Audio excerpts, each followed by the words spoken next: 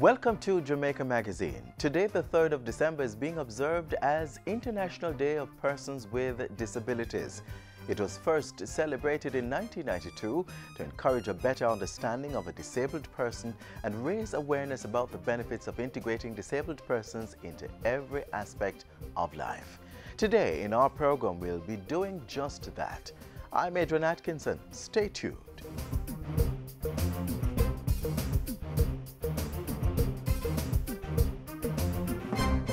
Mommy, Yes, Zoe? can we read this book? It will only take 10 minutes. Sure, sit down. Every spring, Madame Angel Wing arranges. Do you have 10 minutes? Read with your child today. Reading with your children for just 10 minutes each day helps develop their language and listening skills, stimulates their imagination, and expands their understanding of the world. So, start reading with your child today. This week on Issues and Answers, Omar Sweeney joins us to discuss the Jamaica Social Investment Fund's role in addressing the immediate demands of communities across the island.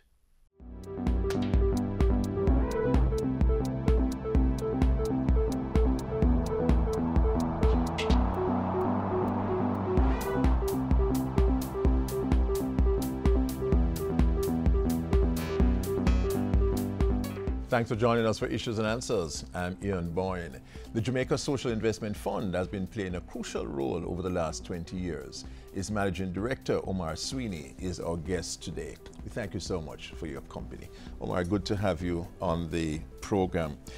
JCIF has been playing a critical role in terms of social intervention, as it is called. You know, that's a phrase that is on the lips of so many Jamaicans as we look at the situation with crime and with the task of containing crime.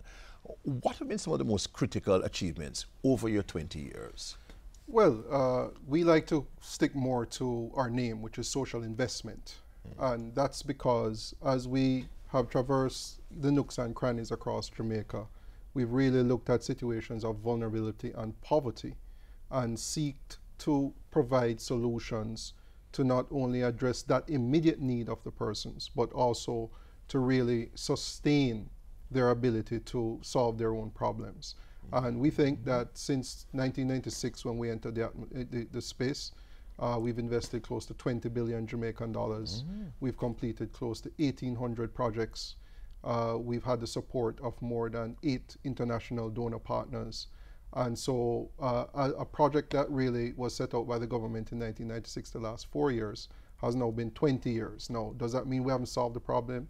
Well, we've done a number of things, which I'll speak to you about. But what I really want to tell you is that right now, where we are in Jamaica, we have to continue to double down and dig in, right, to really look at some of the root causes of this situation and see how we can really make Jamaica, you know, equitable for all citizens. Give us an idea, Omar, of the range of activities that JCIF is involved in. We know that when you started out, it was largely infrastructural areas, but you've gone way beyond that.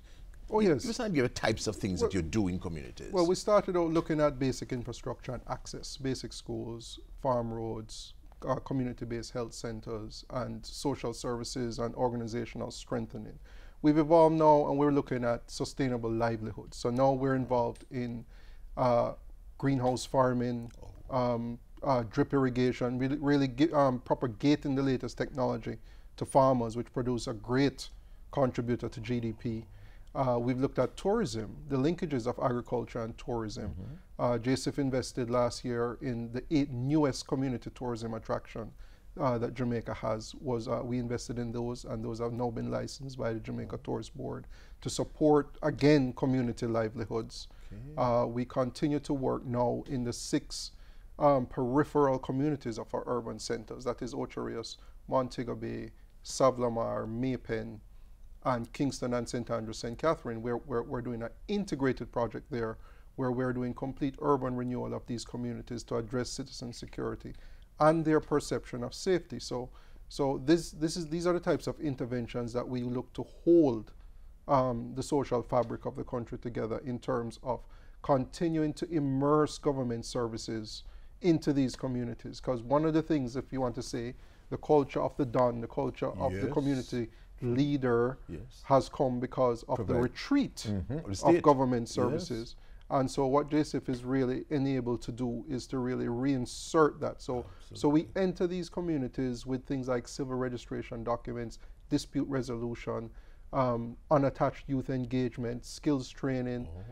So there's just a total menu. We do community fairs where they can access health services and other information, small business registration, food handlers permits, a number of interventions at the community level. Recently, you would have seen, it's in the media now, I mean, 260 million allocated for zinc fence removal. That is related to supporting the policing of communities. And policing, I don't just mean police, I mean also for neighborhood watches and for persons to traverse communities and be able to really own it, right? Own a community for themselves. Because one of the things we speak about, where you and I live, Ian, we don't have police in there every evening. We don't have people quarreling, and we don't have, you know, one side want to fight with the other side, because citizens are empowered to really own and say, this is my space and we're going to control what happens in this space. And so it's no different. All Jamaicans, it should be equal. They're all taxpayers, they're all citizens. They should have that and so what we aim to do in these communities is really to bring that level of ownership there. And public order. And public order. And ultimately what it will do is increase the perception of safety. Now, you know, we all know, you know, putting a grill on your house, it's a perception, right? But it's important. It's very important. And for persons to have this perception of safety. And so that's the kind of work we're doing in these communities. We also are involved with another important aspect of vulnerability that keeps people poor, and that's disaster. Jamaica suffers from the triple threat, right? We have earthquakes, we have hurricanes, we have landslides, flooding, right? And what we found as we traverse, especially the rural areas, people live amongst these vulnerabilities. And so our disaster vulnerability project is looking more into providing coastal protection, mangrove in these vulnerable areas to keep back the sea. We're looking at landslides, we're looking at fire, you know, improving the capacity of the fire department, and we're looking at improving the seismic network in Jamaica so that we can provide the necessary information to the planners and to the local government and the councils so that they, in their own work, other government agencies that are so equipped can go out and address these. Take a break at this point. The Jamaica Social Investment Fund operates under the aegis of the Office of the Prime Minister and provides a really critical role in social intervention and social investment. Its Managing Director, Omar Sweeney, is telling us about the range of activities that the fund is involved in. He has more when we come back from our break.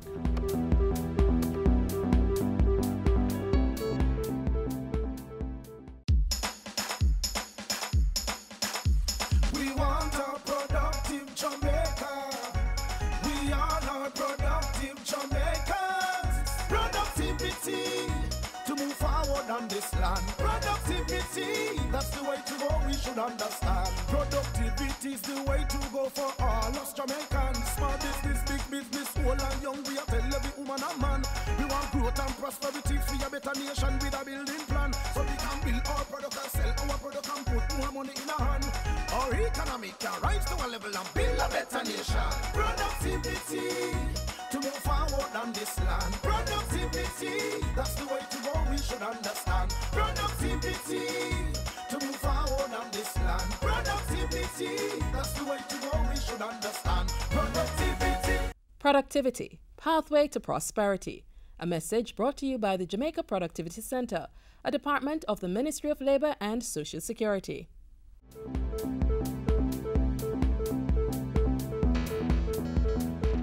Omar Sweeney is the Managing Director of the Jamaica Social Investment Fund, an important institution helping with social intervention in Jamaica, providing critical services to the poor and the vulnerable. What will be some of your main initiatives for this fiscal year, your main priorities? Well, for this fiscal year, our investment profile is somewhere in the tune of $2.4 billion. And we've separated that between investing, like I said earlier, in our seismic network. We're going to rebuild our seismic network. We're going to look at upgrading a couple of fire stations and equipment to both the Solid Waste Management Authority and the fire brigade that in trucks to provide that capacity. As well as schools. You know, we never leave education. Close to 40% of our budget is always supporting education. Last year we invested close to $300 million, taking 5 schools off the shift system. That's in collaboration with the Ministry of Education. And so we're not going to leave that. We're also going to continue. We're targeting a couple more schools this year. So we'll continue the primary and infant sector. We'll continue to see our support there. And then crime and citizen security is a big part of our portfolio this year, close to $1 billion. What will you be doing particularly in that area? We will be investing in infrastructure, improving road infrastructure especially in these inner city communities. And that's connected with crime control, eh? It is connected to providing access to mobility. Not just the police, but other emergency vehicles to get into these communities. And we'll also be supporting it with a menu, the same menu I spoke about earlier, of the social interventions are going to be inserted into the 18 communities across the island that we're working in. Like I said, we're in the 6 main, they're in the 6 main peripheral communities of the urban centers. But it's a total of 18 communities. So 18 communities have been identified, and these would be the most vulnerable communities. Yes. We signed in Barrett Town. Right, Barrett Town has been topical in the news. Our first program is now being rolled out in Barrett Town. We've removed all the zinc fences in Barrett Town. We've completed that. We've established a strong social intervention menu there and a network of local governance there. The community is quite engaged. And so despite the negativities that we're hearing about Barrett Town, there is a pushback, right? There's a pushback, and the state is now in there supporting that initiative. So our road program was kicked off in Barrett Town. Same place like Flankers. Would you have done work? We completed Flankers in 2013, and I mean the numbers are there to show for themselves. The homicides, the acts of violence in Flankers have dipped more than 90%. The numbers are there for anyone to see for themselves. And so JSIF is having an impact. If you go into Flankers right now, when we went into Flankers in 2006, we know what it was, right? If you go into Flankers right now, you see persons adding to their homes to rent to hotel workers, right? You see a community center that is well used by Heart Trust to train unattached youth in bartending, to go right into the hotels. And so, and like I'm telling you, you can traverse through Flankers quite easily, right? And so their vulnerability of flooding, they had a flooding issue before because it was an informal settlement. They received land titles under the JSIF project, right? 100 persons in Flankers who never had a land title for their space received land titles. So that's something that's big for us because we have to leave that level of ownership, which is what I'm telling you about. Not just saying you own the space, but we also have to leave a level of ownership to say, this is my homestead, and this is where I intend to be. And so this is the kind of diversity and comprehensiveness we try to insert into the program, working with the Ministry of Housing, working with the Ministry of Local Government and their agencies, working with your ODPIMs, working with your RGDs. So just a menu. If I show you the chart of all our government partners, you know, it's quite colorful. And so, but JSIF's role is not to replicate what other ministries are doing. Our role is to provide the resources and the capacity. And so what we try to do is to direct the resources into the area that have been prioritized by the state. And so that's a big part of our role. And those resources also are linked to one of our strengths, which is to mobilize the resources. Because you know, a big part of it is not that we sit and someone just comes and gives us the money. A big part of it is to execute these programs and provide a level of monitoring, evaluation, and accountability for the funds that we can say to our international partners, here's something you should support again. So to give an example, what we've done on the SHIFT system, the Caribbean Development Bank has rewarded that effort, if you will, And so they have granted another $7.5 million US in grant funding to replicate the program in 2017 here. So that's the kind of funding now that we'll look to continue to support these types of programs. So JSIF is well managed, just in terms of the execution of its programs. Not only are the programs laudable, yes, but they are actually well managed. Yes, we're fortunate, I think. I mean, I have the privilege of really leading a team of a quite diverse team of highly skilled individuals. People. I mean, I'm talking engineers, economists, social scientists, financiers, accountants, you name it, we have it there. But at the same time, I would tell you, we're perhaps the most audited agency in this country. You know, I have the international donors, I have the OCG, I have the government auditor, I have our own external auditor. So we're very audited, and it's great. That's because it makes us stronger. Absolutely. Right? It makes us stronger, and I have a strong board. I really look forward, and I'm glad for the governance that the board provides for us, and so we really have a good governance structure to respond to your concern, and that helps. It helps to provide the accountability that the international community looks for, and so we can't hide because all our work is outside, right? All our work is outside. It's out for everybody to see. And I appreciate the feedback. We're well on social media. As something happens, we get the feedback. Yes. And so what we really just aim to do is to really continue to just really provide this level of service to our citizens. Thank you very much. Omar Sweeney is the Managing Director of the Jamaica Social Investment Fund, which has been playing a critical role in Jamaica, especially at this time when we're talking about crime control.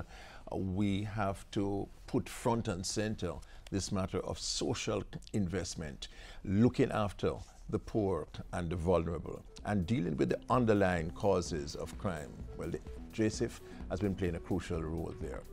Next week I'll be back. Until then, Ian Boyne wishing you a pleasant day.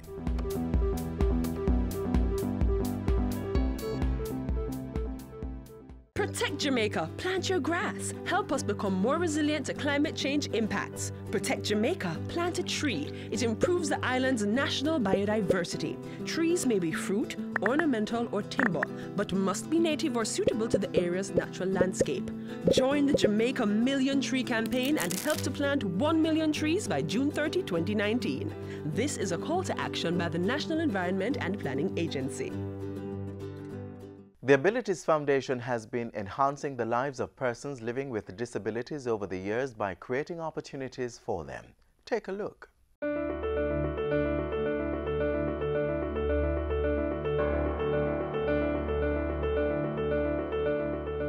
Lexley is preparing for another day at Jamaican Teas, where he works as assistant to the factory manager and the company's hazard analysis and critical control points coordinator. He is among the men and women who, despite their physical, mental, or social limitations and impairments, are learning to create value and purpose with the skills they have acquired. His life has been changed significantly because of the services provided by the Abilities Foundation. Life was sort of weird in many ways. A lot of wasting of time in terms of parties, but yet still wanted to achieve something, but the opportunity wasn't there. It was through a group of concerned parents, stakeholders, that their children who were disabled, after graduating high school, they had nowhere else to go. And they raised a telethon to raise funds to establish a skills training center. And through that, Abilities Foundation was born in October 1992.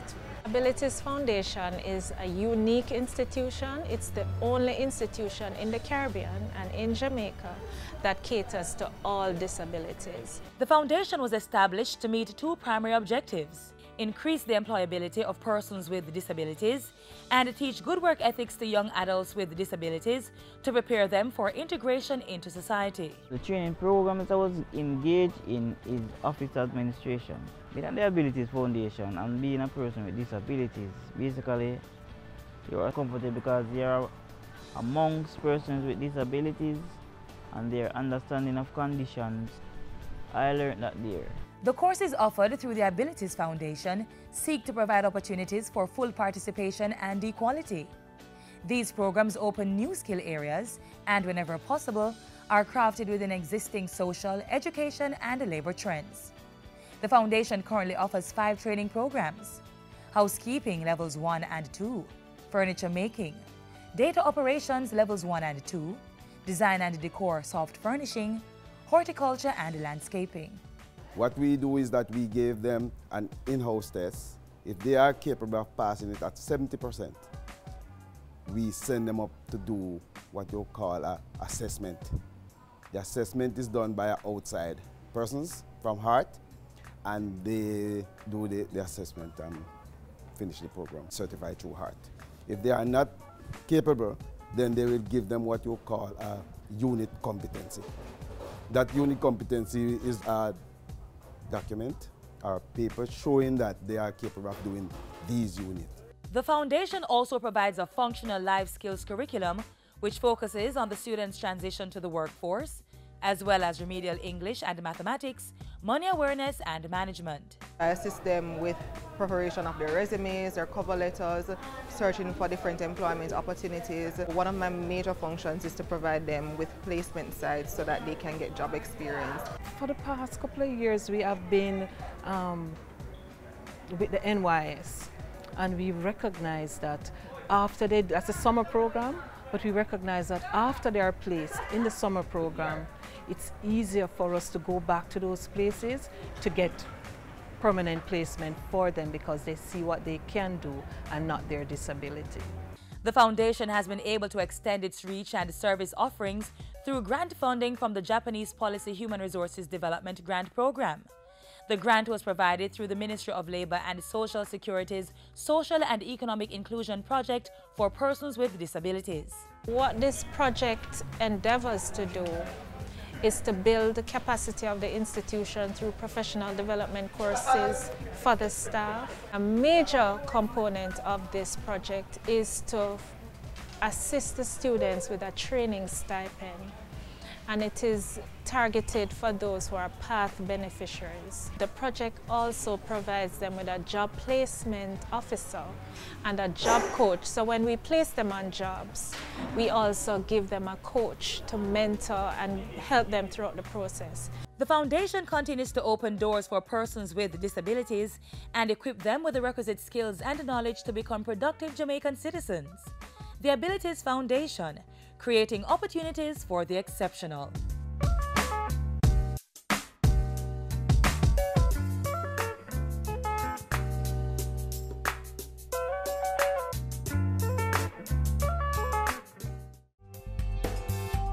Security guards, protect your health.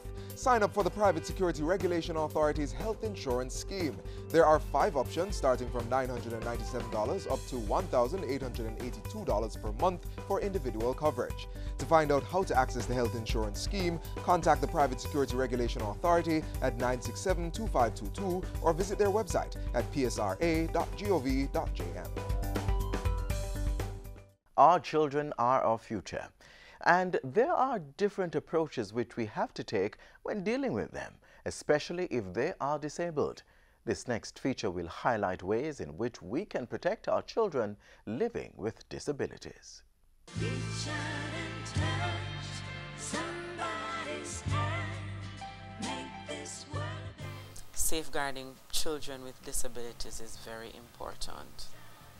More so, although all children are vulnerable, but children with disabilities tend to be a little bit more vulnerable because there are sometimes some of them cannot take care of themselves.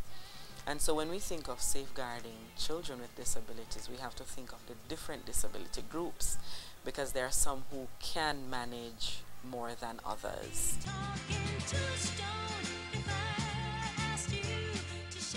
For persons who are deaf, children who are deaf, you have to ensure that they get the information about being safe, whether safe on the roads or safe from strangers or safe from persons who would harm them. So giving them the information in a language that they can understand.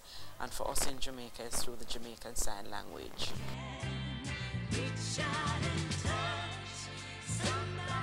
for persons with intellectual disabilities, it is taking care to explain over and over again in simple language the different types of dangers that they might face.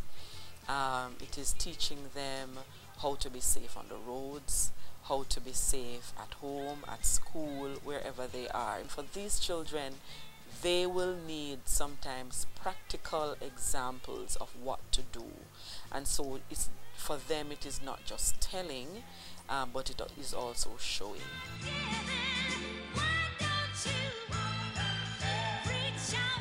It is very, very important for the child who is blind that well, they can listen and they can understand readily, but they cannot see, and so they need to be introduced, you know, to the physical feel of things, you know, to know, so that they can be aware of their surroundings. They need to be taught to be more aware of their surroundings, because sometimes it's not it is not about what you can see or feel, but it is just, you know, having that sixth sense. The Child Development Agency covers all children. However, there is a Jamaica Council for Persons with Disabilities, the Combined Disabilities Association, the Jamaica Association for the Deaf, the Jamaican Association on Intellectual Disabilities, the Jamaica Autism Support Association, that is there, you know, to help parents and caregivers.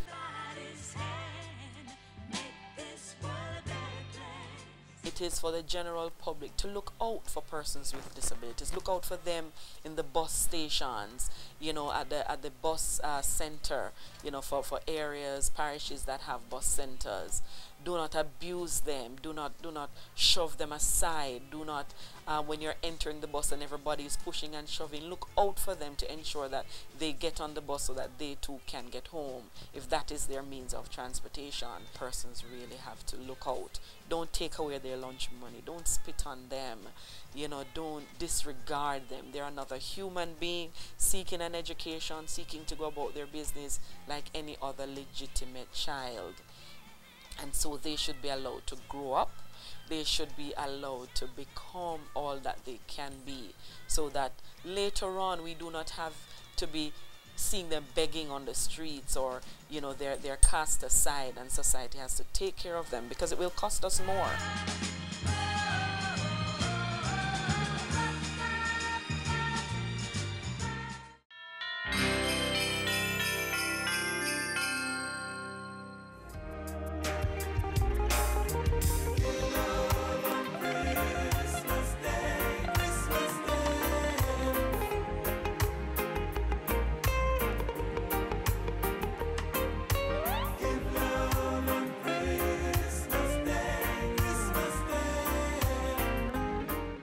It's 22 days till Christmas, so do take care on the roads this festive season. Thanks for joining us for another edition of Jamaica Magazine. I hope you found our program informative. Send your feedback to jamaicamagazine@jis.gov.jm. Stay informed on our social media pages, Instagram, Facebook, and Twitter. Or download our app on your Apple and Android devices to catch up on the go. You can also visit our website, jis.gov.jm, for more information. On behalf of the entire production crew, I'm Adrian Atkinson. Thanks for watching.